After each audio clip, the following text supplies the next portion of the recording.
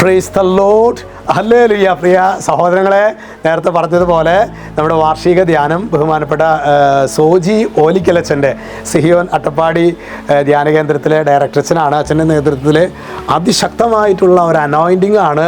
ശരിക്കും സാധാരണ രീതിയിൽ 4-ാമത്തെ 5-ാമത്തെ ഒക്കെ ദിവസത്തെ അനോയിൻറ്റിംഗ് ആണ്. പ്രിയ സഹോദരങ്ങൾ, ദൈവജനത്തിൻ്റെ ഇടയിൽ കർത്താവ് തൻ്റെ ആത്മാവിനെ അയച്ച് പെയ്തിറങ്ങി നിങ്ങളെ പ്രത്യേകമായിട്ട് നാളത്തെയും മറ്റന്നാളത്തേക്ക് ശുശ്രൂഷയ്ക്ക് ക്ഷണിക്കുകയാണ് കേട്ടോ. ഇന്ന് നമ്മൾ ധ്യാനിക്കുന്നത് യോഹന്നാൻ ശ്ലീഹായുടെ 1-ാം ലേഖനം 2-ാം അധ്യായം 9-ാം തിരുവചനം. അവിടെ വചനം വെളിപ്പെടുന്നത് എങ്ങനെയാണ്? താൻ പ്രകാശത്തിലാണ് എന്ന് പറയുകയും അതേസമയം തൻ്റെ സഹോദരനെ ദ്വേഷിക്കുകയും ചെയ്യുന്നവൻ ഇപ്പോഴും അന്ധകാരത്തിലാണ്.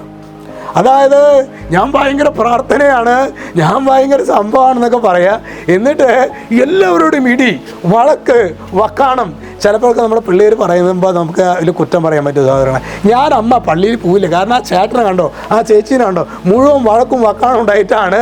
എന്നിട്ട് എല്ലാ ദിവസവും വന്ന് പരിശുദ്ധ കുർബാനയിൽ പങ്കെടുത്ത് കുർബാന സ്വീകരിക്കുക എന്നൊക്കെ പറയുന്ന ചില കേസുകളെങ്കിലും ചിലപ്പോഴൊക്കെ അതിൽ ശരിയാണെന്ന് തോന്നും നമുക്ക്. അതുകൊണ്ട് പ്രിയ സഹോദരങ്ങളെ, നമ്മുടെ മനസ്സിൽ ആരോടെങ്കിലും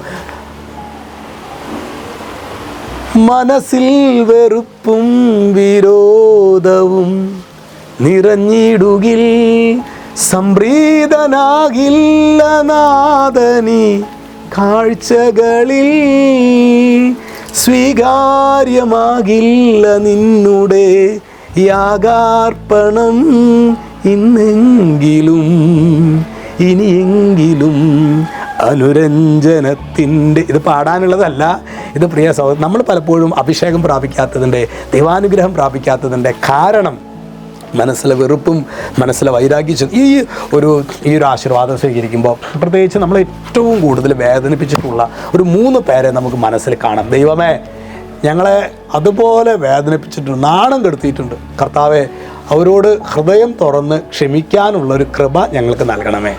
രക്ഷിതാവായ യേശു ക്രിസ്തുവിൻ്റെ നാമത്തിൽ അനുഗ്രഹിക്കുന്നു, ഇപ്പോഴും എപ്പോഴും എന്നേക്കും.